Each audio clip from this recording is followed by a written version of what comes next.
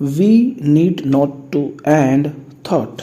विचारों को खत्म करने की कोई आवश्यकता नहीं है, क्योंकि वास्तव में विचार हमारी समस्या नहीं है। अगर आप विचारों को खत्म कर दें तो फिर आप बताइए कि आप मोबाइल कैसे चलाएंगे, आप कार कैसे चलाएंगे, आप अपने घर कैसे जाएंगे, आप उन लोगों को कैसे पहचानेंगे जिन्हें आप अपने संबंधी कहते हैं, जिनसे आपके रिश्ते हैं। आप कहीं भी कैसे जाएंगे, कुछ भी कैसे करेंगे, क्योंकि जो कुछ भी आप करते हैं वो सब भी विचार ही तो हैं। विचार ही तो कर्म बन करके आपके सामने आता है। पहले वो विचार से होकर गुजरता है, फिर वो कर्म बनता है। तो जिसे आप अपना दोस्त कहते हैं, उसे दोस्त इसलिए कहते हैं क्योंकि वो विचार आपके अंदर है, किसी छवि या किसी नाम के रूप में। तो अगर कल्पना कीजिए कि सारे विचार ही खत्म हो जाएं, तो आपका हाल कैसा होगा? आपका हाल ठीक वैसा होगा जैसे एक जंगली बंदर को दर्पण दे दो तो वो पकड़ के उसमें देखेगा, पर उसे कुछ समझ नहीं आएगा कि ये क्या है। वैसा हाल आपका हो जाएगा।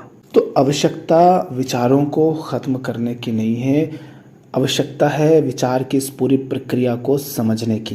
क्योंकि विचार समस्या नहीं है। विचार जब एक अलग ही दिशा में होते हैं तब वह हमारे लिए समस्या बन जाते हैं। जैसे विचार माने भय का विचार होना। वास्तव में कुछ अभी ऐसा घट नहीं रहा है आपके साथ जिससे आपको भयभीत होने की आवश्यकता हो, पर आप जो हुआ नहीं है उसके हो जाने की कल्पना कर करके भयभीत होते हैं और परेशान हो जाते हैं। यहाँ विचार समस्या पैदा कर रहा है, या विचार वहाँ समस्या पैदा कर देता है जहाँ पर वो हमें बांटता है, डिवाइड करता है, अलगाव पैदा करता है। जैसे आप विचार करते हैं कि ये अच्छा है, ये बुरा है, ये विचार ही है।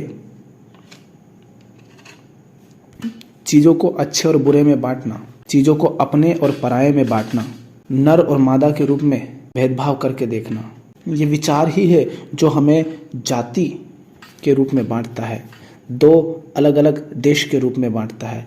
वास्तव में धरती पर ऐसी कोई सीमा नहीं है जो कहती हो कि ये अलग देश है, ये अलग देश है। एक धरती मात्र है, पृथ्वी मात्र है, पर ये एक विचार है हमारा जो हमें बांटता है कि यहाँ से भारत है, यहाँ से पाकिस्तान, यहाँ से चाइना, यहाँ से अमेरिका, यहाँ से ऑस्ट्रेलिया और ऐसे ही बाकी सब। तो ये विचार है, यहाँ पर विचार समस्या खड़ी करता है।